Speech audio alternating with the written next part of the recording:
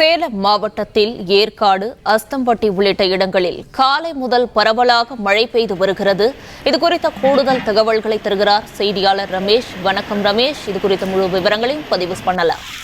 வணக்கம். சேலம் மாவட்டத்தில் கடந்த ஒரு வாரத்துக்கு மேலாக சாரல் மழை பெய்து வருகிறது. இதுபோல இன்று காலை சேலம் மற்றும் டவுன் உள்ளிட்ட பல்வேறு பகுதியில் சாரல் மழை பெய்தது.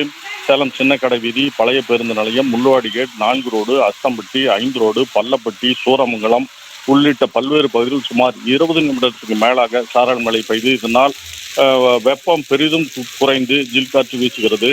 இதுபோல சேலம் மாவட்டம் ஏற்காட்டிலும் தொடர்ந்து ஒரு வாரத்துக்கு மேலாக சாரல் மழை பெய்து வருகிறது. இன்று காலையிலும் சேலம் மாவட்டம் ஏற்காடு, பழைய பேருந்து நிலையம் மற்றும் ரவுண்டானா, லேடிஸ் உள்ளிட்ட பகுதிகளிலும் சாரல் மழை பெய்து இதனால் சுற்றுலா பயணிகள் மகிழ்ச்சி அடைந்திருக்கிறார்கள்.